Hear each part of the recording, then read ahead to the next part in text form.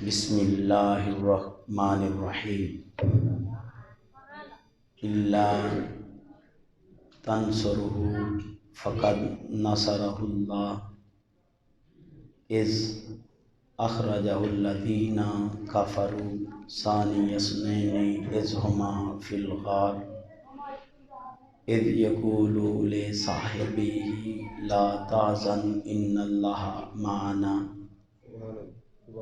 فانزل اللہ سکینتہ علیہ صدق اللہ العظیم و صدق النبی الکریم الامین الحکیم۔ عزیزان محتشم، میں اور آپ اس نشست میں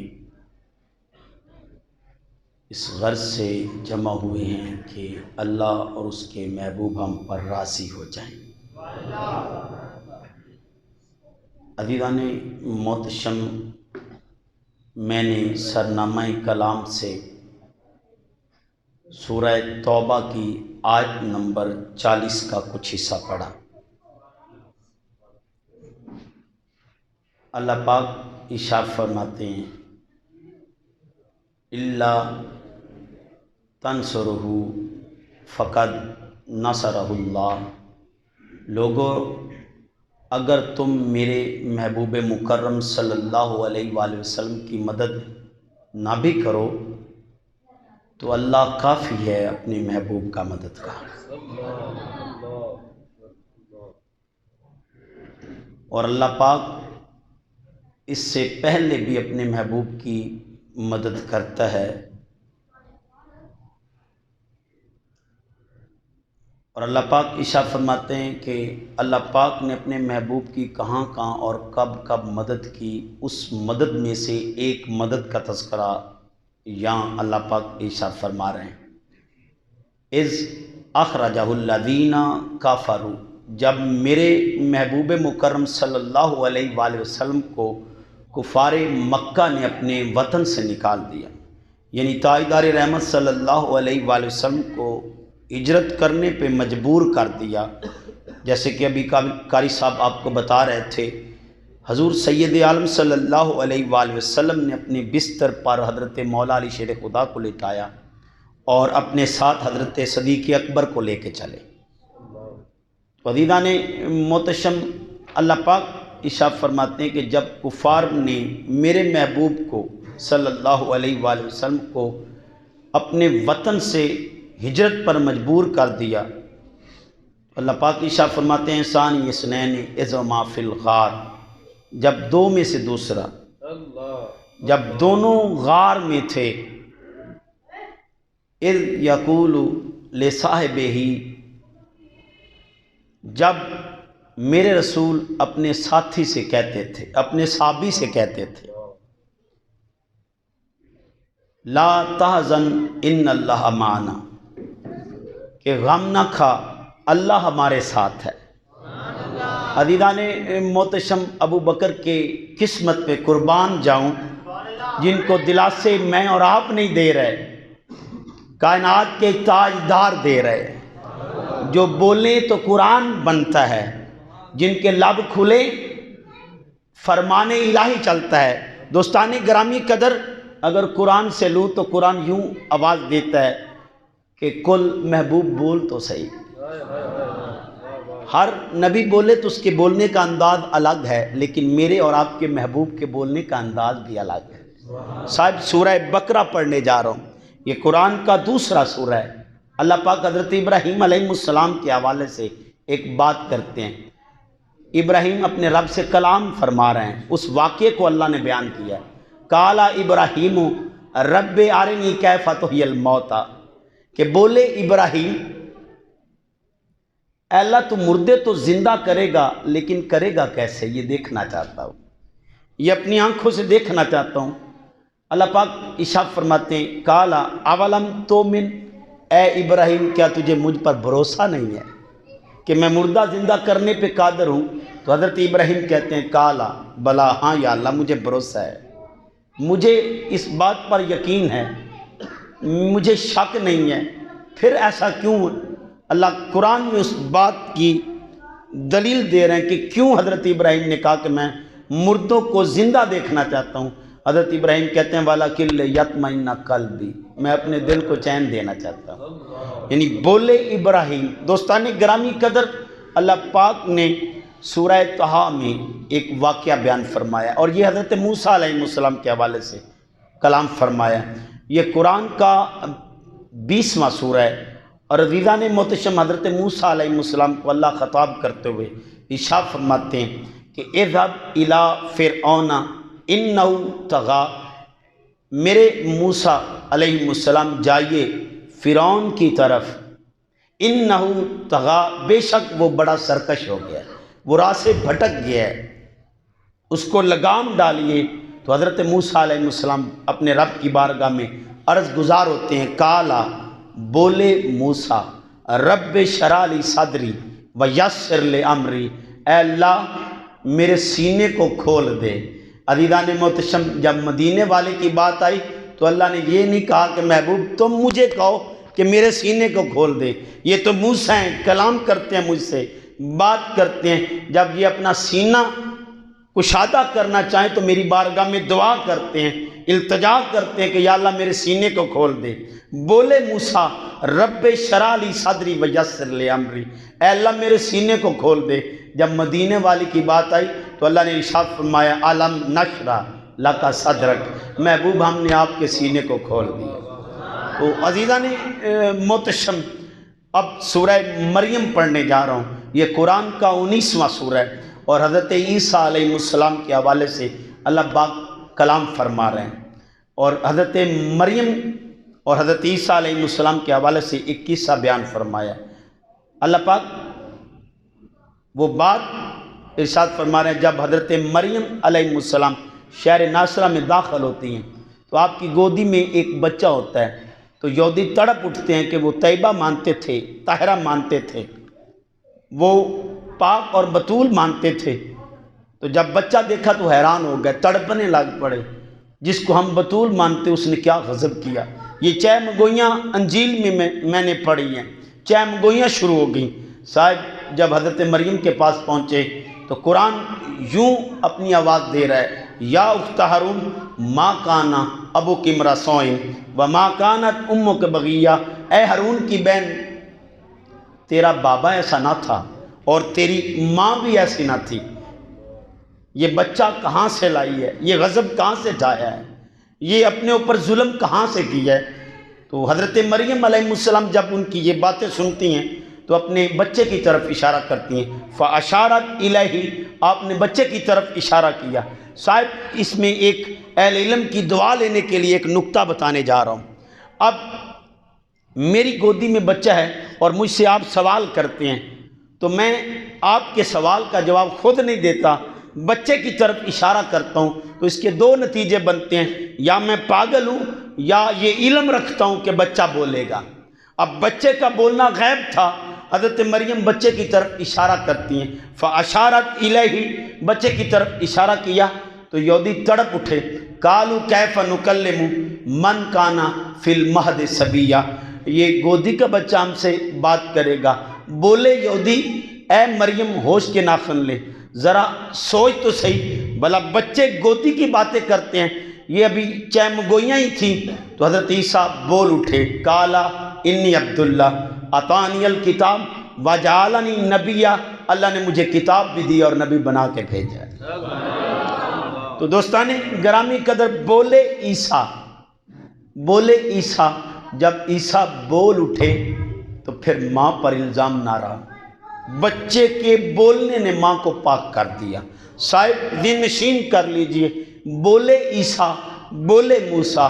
اب سنیے سورہ آل عمران، یہ قرآن کا 3واں سورہ ہے۔ اللہ پاک حضرت مریم اور حضرت زکریہ کا واقعہ بیان فرماتے ہیں، اور اللہ پاک ارشاد فرماتے ہیں کلما دخل علیہ زکریا المحراب، حجرہ مریم میں حضرت زکریہ داخل ہوتے ہیں، آپ ہی غذا پہنچایا کرتے تھے حضرت مریم کو، آپ ہی کھانا دیا کرتے تھے۔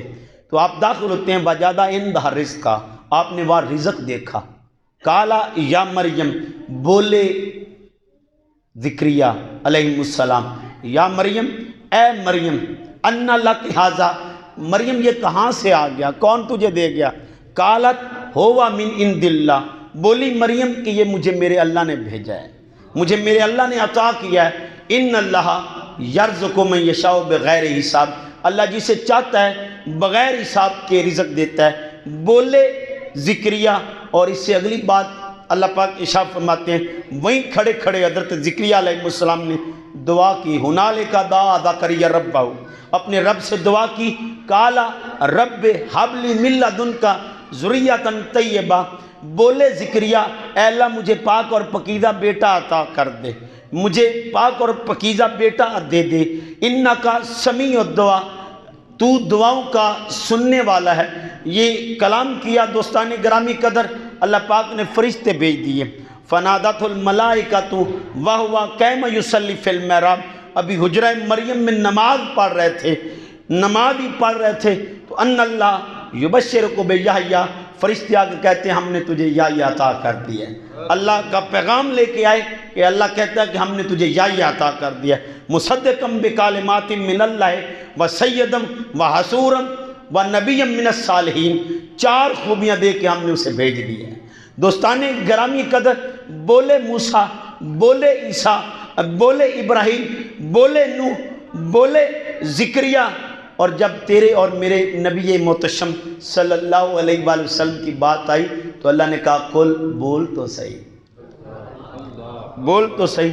دوستانی گرامی قدر، حضور کہتے ہیں لا تحزن ان اللہ معنا، حضور بولے اور حضور اپنی مرضی سے نہیں بولتے، جب لب کھولتے ہیں تو اللہ کی رضا بن جاتی ہے۔ تاجدار ختم نبوت زندہ باد، تاجدار ختم نبوت زندہ باد، تاجدار ختم نبوت زندہ باد، تاجدار ختم نبوت زندہ باد۔ اور عزیزان محتشم، اس بات کو اللہ قرآن میں بتا رہا ہے کہ محبوب اپنے ساتھی کو کہہ رہے ہیں غم نہ کھا، ہائے جسے حضور کہہ دے غم نہ کھا، پھر اسے غم کھانے کی کیا ضرورت رہتی ہے۔ دوستان گرامی قدر، لا تحزن ان اللہ معنا، بے شک اللہ ہمارے ساتھ ہے۔ فانزل اللہ، پس اللہ نے نازل کیا، سکینتہ، سکون کو، چین کو، اطمینان کو ان پر نازل کیا، اللہ پاک نے نازل فرمایا۔ دوستان گرامی قدر، قرآن پاک میں جتنی آیات اتری، خواہ وہ صحابہ کرام کے بارے میں یا اہل بیت اطہار کے بارے میں، کسی کے بارے میں بھی نازل ہوئی ہوں، تو دوستان گرامی قدر یہ نقطہ ذہن میں رکھیے، ذہن نشین کر لیجئے، وہ یا تو حدیث سے پتہ چلتا ہے کہ یہ فلاں کے حق میں نازل ہوئی، یا روایات صحابہ سے پتہ چلتا ہے کہ یہ فلاں کے حق میں ہوئی، یا تابعین کی روایات سے پتہ چلتا ہے، آثار تابعین سے پتہ چلتا ہے یہ فلاں کے حق میں نازل ہوئی، اور تبع تابعین سے پتہ چلتا ہے یہ فلاں کے حق میں نازل ہوئی۔ یہ کس کے حق میں اتری؟ قرآن اس کی وکالت اور دلالت نہیں کرتا، قرآن اس بات پر تعین نہیں کرتا اور تشخیصات نہیں کرتا، معین نہیں کرتا کہ یہ فلاں کے حق میں نازل ہوئی ہے۔ کسی بھی کتب تفاسیر سے ملتا ہے، کسی صحابہ کا قول ہوتا ہے، صحابہ سے روایت ہوتی ہے۔ دوستان گرامی قدر، یہ ذہن نشین کر لیں، قرآن معین نہیں کرتا، پورے قرآن میں بس ایک مقام ہے جس میں اللہ نے تعین کیا ہے، اللہ نے تشخیص کی ہے، اللہ نے بتایا ہے، مخصوص کر دیا ہے، معین کیا ہے، اور وہ بس یہ صدیق اکبر کی شان ہے۔ تاجدار صداقت، تاجدار صداقت، تاجدار صداقت۔ دوستان گرامی قدر، حضرت ابو بکر صدیق کی شان میں اس مقام پر اللہ رب العزت نے ایسی شان بیان کی ہے کہ یہ سارے اسلوب سے اس انداز کو ہٹا دیا کہ اب کسی روایت کی ضرورت نہیں، اب کسی تبع تابعین کے قول کی ضرورت نہیں، اب کسی اور کتاب کھنگالنے کی ضرورت نہیں، قرآن ہی وکالت کر رہا ہے اور قرآن تشخیصات کر رہا ہے۔ دوستان گرامی قدر، قرآن بتا رہا ہے اور قرآن ہی اس کا تعین کر رہا ہے، پورے قرآن میں یہ ایک آیت ہے۔ دوستان گرامی قدر، ابو بکر بتایا جس نے اپنا گھر ابو بکر ابو ساتھ جس بکر کا دین پر ابو بکر ابو مصطفیٰ بکر کا ہم سفر ابو بکر ابو بکر اور خود اللہ پاک نے اس کی تشریح اور تصریح کی ہے، خود فرمائی ہے۔ دوستانی گرامی قدر، کوئی بھی آیت ہو مختلف اقوال ملتے ہیں، کوئی کہتا ہے فلاں کے حق میں نازل ہوئی، کوئی کہتا ہے یہ آیت فلاں کے حق میں نازل ہوئی، تو تضاد ہے۔ یہ واحد آیت ہے پورے قرآن میں، کسی بھی مکاتب فکر کی تفسیر اٹھا کے دیکھیں، اس میں کوئی دوسری رائے نہیں، اللہ ایک ہی رائے ہے کہ یہ ابو بکر کے حق میں نازل ہوئی، سبحان ایک ہی رائے ہے، کوئی اختلاف نہیں، کتب تفسیر میں کوئی اختلاف نہیں۔ اور دوستان گرامی قدر، سبھی اس بات پر متفق ہیں، اور اللہ پاک اس میں 3 مرتبہ اس کا لفظ لاتے ہیں۔ یہ تشخیصات اور تعین کے لیے اللہ نے بیان کیا تاکہ خبر ہو جائے کہ واقعی اسی لیے ہے، اللہ نے خود اس کی تشریح اور تفسیر کی ہے، بتایا ہے۔ پہلے کہا اس اخرجہ الذین کفروا، یہ اس وقت کی بات ہے جب کفار مکہ نے میرے محبوب کو وطن چھوڑنے پہ مجبور کیا، یعنی یہ ہجرت کی بات ہے، جب حضور تاجدار رحمت صلی اللہ علیہ وآلہ وسلم مکہ سے سوئے مدینہ چلے، حضور مدینہ کی طرف رواں دواں ہوئے، اس وقت کی اللہ تعین کر رہا ہے، وقت کا تعین کر رہا ہے کہ کس وقت کی بات ہے، تاکہ سارے مغالطے ختم ہو جائیں، اور مغالطوں کے سارے دروازے اللہ بند کر دے۔ سارے دروازوں کو بند کرنے کے لیے اللہ نے کہا اس اخرجہ الذین کفروا، جب کفار نے میرے نبی کو وطن چھوڑنے پہ مجبور کیا، اور پھر دوسرے مقام پہ فرمایا اذ ہما فی الغار، یہ غار والا واقعہ ہے۔ ہجرت میں اور بھی مقامات آئے، اور بھی جگہیں آئیں، اور بھی جگہیں آئیں، مقام آئے، لیکن یہ کون سا مقام ہے دوستان گرامی قدر؟ اللہ کہتے ہیں اذ ہما فی الغار، جب وہ غار میں تھے۔ یہ آیت اس وقت کی ہے، اس بات کی وکالت اور دلالت کر رہی ہے، یہ اس کی ہے۔ اور پھر تیسری بات اللہ پاک نے ارشاد فرمایا اذ یقول، جب وہ کہہ رہے تھے لے صاحبہ، اپنے ساتھی کو، اپنے صحابی کو، اپنے وفادار ساتھی کو کہہ رہے تھے، اپنے ساتھی کو کہہ رہے تھے، کیا کہہ رہے تھے کہ لا تحزن ان اللہ معنا، غم نہ کر اللہ ہمارے ساتھ ہے۔ تو ساتھی تو حضور کے بڑے ہیں، ساتھی تو بڑے ہیں، فائد حضور کے ساتھی تو بڑے ہیں، صحابی بڑے ہیں، اللہ نے تخصیص کر دی، ثانی اثنین، 2 میں سے دوسرا، تھے ہی 2، کوئی اور نہیں، تیسرا تھا ہی نہیں۔ یعنی حضرت صدیق اکبر کو کہہ رہے تھے لا تحزن ان اللہ معنا، اے ابو بکر غم نہ کھا، بے شک اللہ ہمارے ساتھ ہے۔ فانزل اللہ سکینتہ، اللہ نے حضرت صدیق اکبر کے دل پر سکون نازل کر دیا۔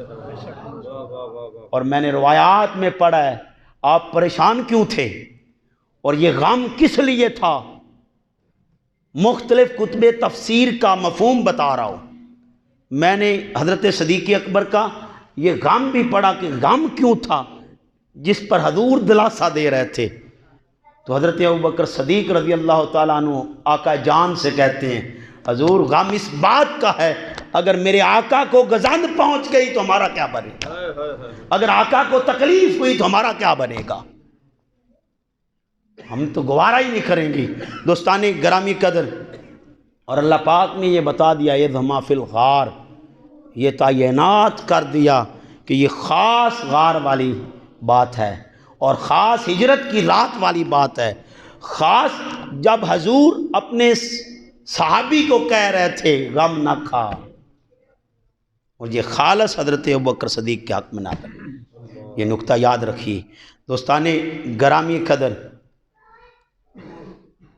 ایک دن حضرت ام المومنین حضرت عائشہ صدیقہ تاروں بھری رات دیکھتی ہیں، تاروں بھری رات ہے، تارے ہی تارے ہیں، جب بادل نہ ہوں، مطلب بالکل صاف ہو اور آسمان نظر آ رہا ہو تو تارے ہی تارے دکھائی دیتے ہیں۔ یہاں شہر کا ماحول ہے، یہاں کم دکھائی دیتے ہیں، میرا دیہات ہے، دیہات میں تارے ہی تارے ہوتے ہیں، ہم جب رات کو دیکھتے ہیں آسمان کی طرف تو تارے ہی تارے دکھائی دیتے ہیں، ہر طرف تارے ہی تارے، تو آپ تاروں کو دیکھ کے کہتی ہیں کہ آقا جان رحمت عالم صلی اللہ علیہ وآلہ وسلم کیا ان تاروں جتنی بھی کسی کی نیکیاں ہیں؟ اللہ اللہ تو سید عالم صلی اللہ علیہ وآلہ وسلم جو لب کھولتے ہیں تو اس کی مرضی بن جاتی ہے، جن کے لب کھلے تو اللہ کہتا ہے ما ینطق عن الہوا ان ہوا الا وحی یوحی، محبوب لب تو آپ کے کھلتے ہیں، بولتا آپ کا رب ہے۔ تو عزیزان محتشم تاجدار رحمت صلی اللہ علیہ وآلہ وسلم ارشاد فرماتے ہیں ہاں میرے عمر کی، اب دل تو تھا، دل میں تو یہ تھا کہ میرے بابا کا نام لیں گے، اب جب حضرت عمر کا نام لیا تو آپ پھر پوچھتی ہیں میرے بابا کی نیکیاں کتنی ہیں؟ آپ کہتے ہیں عمر کی ساری عمر کی نیکیاں اور آپ کے بابا کی ایک رات بہتر ہے۔ سبحان اللہ۔ آؤ دوستانی گرامی قدر، امام شافعی ایک قول بیان فرماتے ہیں کچھ جہلا علی کا ذکر کریں تو رافضی کہتے ہیں، دیوان امام شافعی میں لکھا ہے، اور اگر صدیق اکبر کا ذکر کریں تو خارجی کہتے ہیں، یہ جہل لوگوں کی باتیں ہیں، علی کا ذکر بھی کھل کھلا کے کیا کریں اور صدیق اکبر کے ذکر کے تذکرے بھی کیا کریں اور کھل کھلا کے کیا کریں، یہ میرے آقا کے وفادار صحابی ہیں، اور یہ وہ صحابی ہیں جن کے بارے میں اللہ نے قرآن میں سورہ توبہ کی یہ آیت ان کے حق میں نازل ہوئی ہے، دوسری رائے کوئی نہیں، ایک ہی رائے ہے، ہر ایک اس پر ایک ہی رائے ہے، کوئی نکتہ چینی نہیں، کوئی تکرار نہیں، کوئی مخالفت نہیں، ایک ہی رائے ہے کہ یہ ابو بکر کے حق میں نازل ہوئی۔ عظمت تاجدار صداقت مصطفیٰ کا ہم سفر، بول کے نعرہ مارو مصطفیٰ کا ہم سفر، مصطفیٰ کا ہم سفر، گلی گلی نگر نگر، نگر نگر گلی گلی، گلی گلی نگر نگر گلی گلی، نگر نگر گلی گلی۔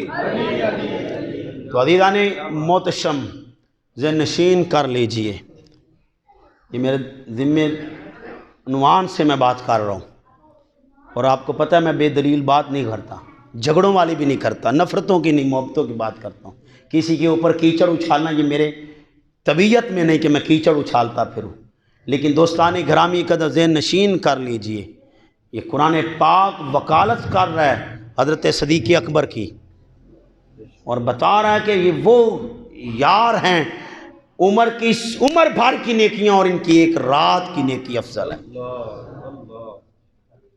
او عزیزان محتشم ان جہلا کی وجہ سے ان زوات کے بارے میں کچھ نہ کہا کرو، بلکہ ان سے اپنے آپ کو منسلک رکھا کرو، یہ وہ ذاتیں ہیں جو راستہ مصطفیٰ بتاتی ہیں، جو حضور سے جوڑتی ہیں، جو تعلق بالمصطفیٰ کو قائم کرتی ہیں، جو حضور کا راستہ بتا کے بندے کو کامیابی کی راہ پہ ڈال دیتی ہیں، جو ایک ہی بات بتاتی ہیں، جب آقا جان نے مال مانگا ہر ایک صحابی نے اپنے اپنے انداز سے لائے، حضرت عمر بھی لائے، اور حضرت عمر یہ خیال کر رہے تھے کہ آج میں بڑھ جاؤں گا، آج میرے جتنا مال کوئی بھی خرچ نہیں کرنے والا، آپ اپنا آدھا مال اٹھا کے حضور کی بارگاہ میں پیش کر دیتے ہیں، حضرت پوچھتے ہیں عمر کتنا لائے ہو؟ آپ کہتے ہیں کہ آقا جان آدھا گھر چھوڑا ہے، آدھا آپ کی بارگاہ میں لے کے آیا، اور جب صدیق اکبر کی بات آئی تو پوچھا ابو بکر تم کیا چھوڑے؟ آئے ایک صحابی کے بارے میں ایک اینٹ لے کے آئے، اب میں اس بات میں ایک نتیجہ دینے کے لیے یہ بات کر رہا ہوں، ایک اینٹ سونے کی اینٹ لے کے آئے، حضور پوچھتے ہیں کیا چھوڑا ہے گھر میں؟ کہا کچھ نہیں چھوڑا، کہا واپس لے جاؤ، کہا یہ اینٹ واپس لے جاؤ، تو ان کو واپس بھیج دیا، اینٹ دے کے واپس بھیج دیا۔ اب صدیق اکبر آئے رضی اللہ تعالیٰ عنہ، آقا جان پوچھتے ہیں ابو بکر گھر میں کیا چھوڑا؟ آپ نے نہیں کہا کچھ نہیں چھوڑا، آپ نے کہا اللہ اور اس کے رسول کی محبت چھوڑا ہے۔ اس سے بڑھ کے بھی کوئی قیمتی سرمایہ ہے، اس سے بڑھ کے بھی کوئی جائیداد ہے، اس سے بڑھ کے بھی کوئی دولت ہے۔ میں اللہ اور اس کے رسول کی رضا چھوڑ آیا ہوں، میں اللہ اور اس کے رسول کی محبت چھوڑ آیا ہوں، میں اللہ اور اس کی محبوب کی منشا کو چھوڑ آیا ہوں، ان کی چاہت کو اپنے گھر چھوڑ آیا ہوں۔ ساری کائنات کی دولت محبت رسول میں ہے، میں وہ گھر چھوڑ آیا ہوں۔ حضور نے یہ نہیں کہا واپس لے جاؤ، رکھ لیا۔ تو دوستان گرامی قدر، جو کل جائیداد محبت رسول کو سمجھتا ہو وہ ابو بکر ہے۔ آؤ دوستان گرامی قدر، حضرت امام شافعی فرماتے کچھ جولا اس بات پر یہ اخذ کر لیتے ہیں کہ یہ خارجی ہو گئے، اور جب اہل بیت اطہار کا تذکرہ کریں تو کہتے ہیں رافضی ہو گئے۔ صاحب رفض اور خوارج سے دور رہیں، ہم رافضی نہیں، نہ خارجی ہیں، ہم قادری ہیں۔ حضور شیخ عبد القادر جیلانی کا میں بیٹا ہوں، اور بیٹا ہو کے کہہ رہا ہوں، دوستان گرامی قدر نہ اہل بیت اطہار کے معاملے میں لچک لیتے ہیں اور نہ اصحاب رسول پر کوئی کمپرومائز کرتے ہیں، یہ الگ بات ہے۔ ہم جھگڑے والے نہیں، ہم محبت والے ہیں، محبتوں کے دروس دیتے ہیں، غیروں کو بھی اپنا بنانا یہ ہمارے شعار میں ہے۔ ہمارے تلقین، ہمیں نصیحت اور تلقین ہی یہ دی گئی ہے، بیٹا جھگڑے نہیں، نفرتوں سے کوئی اپنا نہیں بنتا۔ آپ کے آقا جان کا پیغام سنیے دوستان گرامی قدر، جب آقا جان رحمت عالم صلی اللہ علیہ وآلہ وسلم نے پیغام دیا، توحید کا پہلا پیغام، اور شیب ابی طالب میں دوستان گرامی قدر یہ پہلی نشست حضور نے سجائی۔ مورخین نے لکھا ہے حضور نے حضرت مولا علی شیر خدا کرم اللہ تعالیٰ وجہ الکریم کو بھیجا کہ سب کو میرے گھر میں کھانے کی دعوت کے لیے مدعو کرو، بلاؤ، اے علی جاؤ دعوت دے آؤ۔ حضرت علی گئے، سب کو دعوت دے دی، سب کو دعوت دی کہ آج رسول اللہ صلی اللہ علیہ وآلہ وسلم کی طرف سے دعوت ہے، محمد عربی صلی اللہ علیہ وآلہ وسلم کی طرف سے تم کھانے کی دعوت ہے۔ سارے کافر جوک در جوک آئے۔ اب بھی ہم ایسا ہی کرتے ہیں، میں بول سنے نہ سنے یار لنگر چنگا لگتا ہے، فلاں جگہ پہ بڑا لنگر ہے یار، کوئی نہیں آپ کہڑی گل سننی، آپ لنگر کھا کے واپس آ جاس۔ یہ ماحول میں رچ بس گیا ہے۔ صاحب لنگر پر اپنے آپ کو قربان نہ کرو، رسول اللہ کی ذات پر قربان کرو۔ تو کفار آئے، تو جب کفار آئے تو آقا جان رحمت عالم صلی اللہ علیہ وآلہ وسلم آپ انہیں پہلے لنگر دیتے ہیں، کھانا دیا، اور جب وہ کھانا کھا چکے تو پھر پیغام سنانے کے لیے حضور کھڑے ہوئے صلی اللہ علیہ وآلہ وسلم۔ تو دوستان گرامی قدر، اب کھڑے ہونے کی دیر تھی، ابو لہب کھڑا ہو گیا، کہا میرے بھتیجے کی نہ سننا، شور و غل بپا ہو گیا، لوگوں نے شور بپا کر دیا۔ جب ایک کھڑا ہو جائے درمیان میں تقریر کر رہا ہوں، خطاب کر رہا ہوں، آپ میں سے کوئی درمیان میں کھڑا ہو جائے اور اس کے مقابل میں کوئی دوسرا کھڑا ہو جائے، میری بات تو رہ جائے گی، اب کوئی میری بات نہیں سنے گا، شور و غل بپا ہو جائے گا، کوئی میرے حمایت میں بولیں گے، کوئی میرے مخالفت میں بولیں گے، شور و غل بپا ہو گیا، محفل ڈسپرس ہو گئی، ختم ہو گئی۔ جاتے ہوئے کو تاجدار رحمت نے پھر کہا کل میرے گھر پھر کھانے کی دعوت ہے، پھر کھانے کی دعوت ہے۔ تو انہوں نے کہا چلیں پھر چلتے ہیں، ہم کون سا سنتے ہیں بات، ہم اپنے خداؤں سے کوئی بے وفائی کر رہے ہیں، ہم جاتے ہیں کھانا کھا کے آ جاتے ہیں۔ تو پھر گئے، دوسرے دن بھی آقا رحمت سید عالم صلی اللہ علیہ وسلم پہلے کھانا دیا، پھر بات سنانے کی کوشش کی، حضور کھڑے ہوئے، پھر ابو لہب کھڑا ہو گیا اور اس نے پھر شور و غل بپا کر دیا۔ جب شور و غل بپا کیا تو جاتے ہوئے کو تیسرے دن بھی حضور نے کہا بھائی پھر میرے گھر کھانے کی دعوت ہے، پھر میرے گھر کھانے کی دعوت ہے۔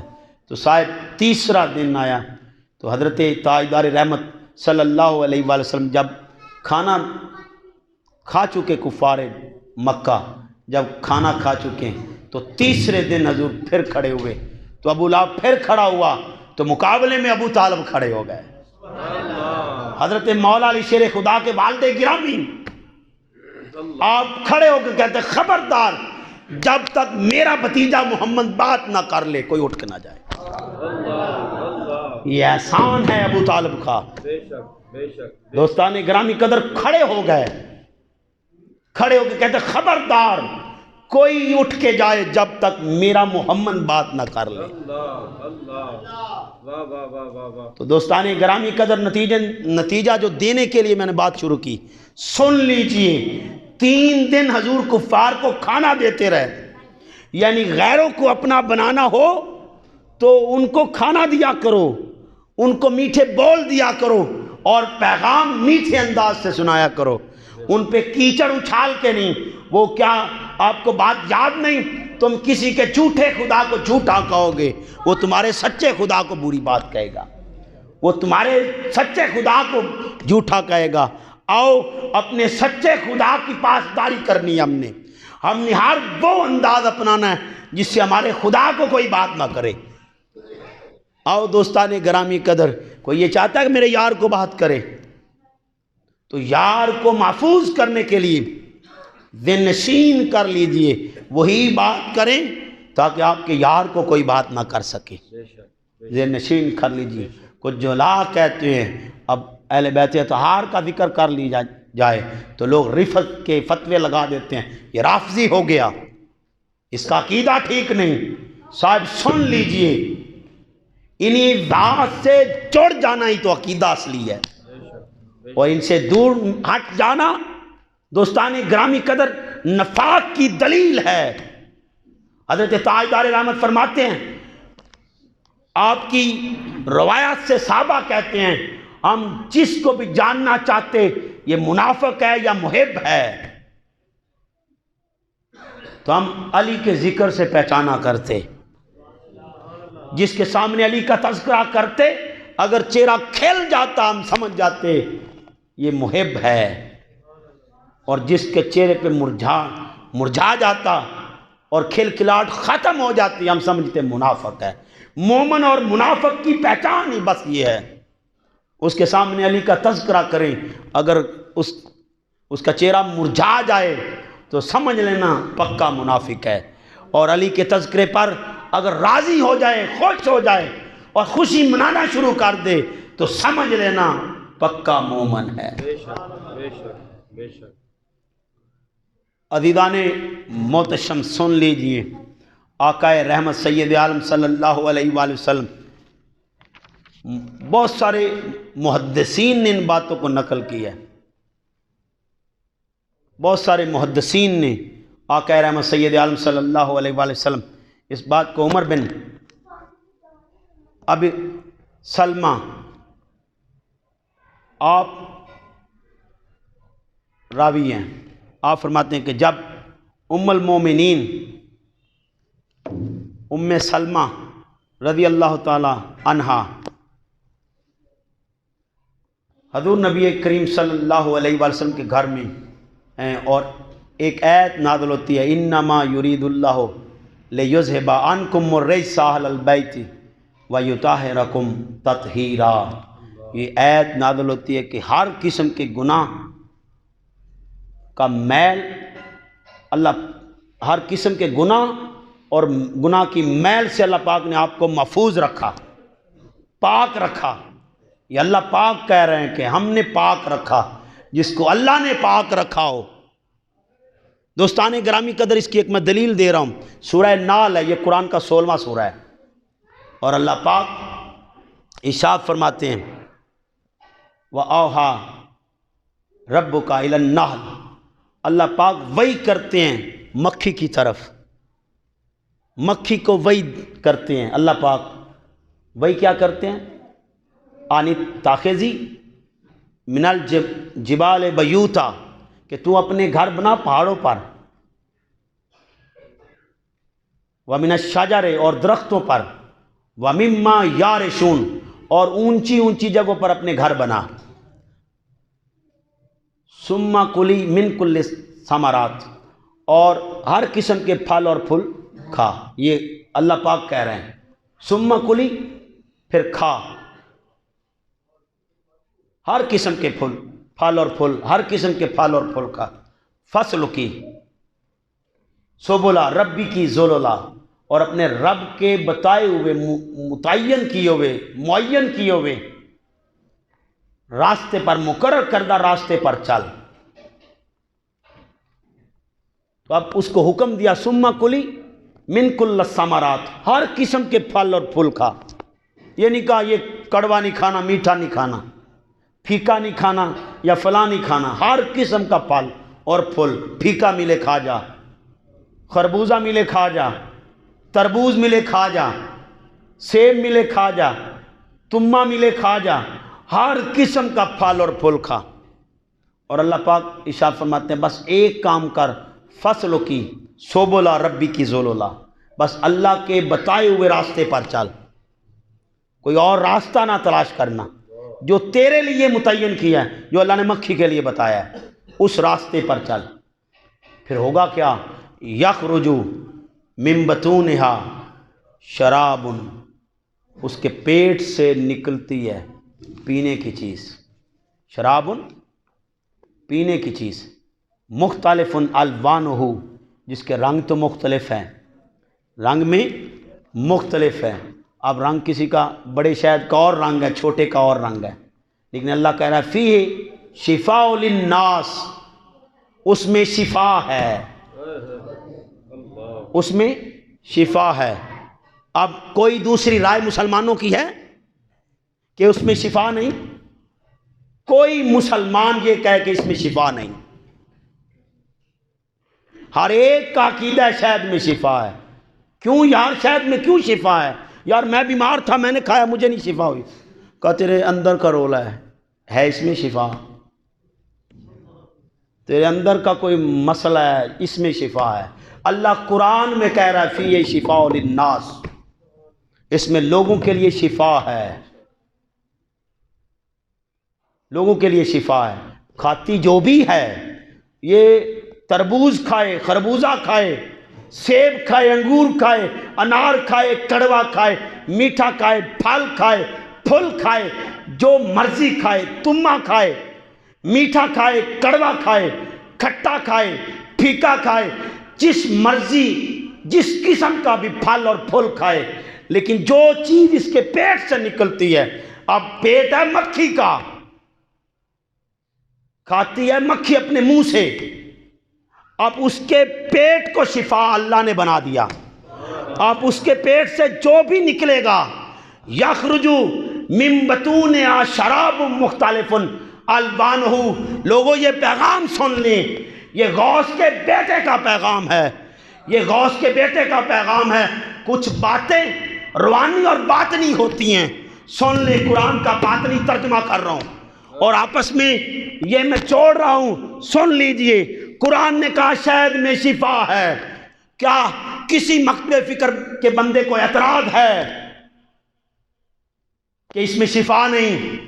اللہ کہتا ہے ان فی ذالک لآیات لقوم یتفکرون، یہ نشانیاں ہیں فکر کرنے والوں کے لیے، غور کرنے والوں کے لیے، یہ میں نے نشانیاں بنائی ہیں کہ پیٹ سے اس کے جو بھی چیز نکلے گی، پینے کی چیز، وہ شفا بن جائے گی۔ اب کسی بھی مکتب فکر کا یہ نہیں ہے کہ یار اس میں شفا نہیں، ہر ایک سے پوچھیں، کسی بھی مکتب فکر سے پوچھیں، کسی کتاب کو کھنگالیں، اس آیت کی تشریح میں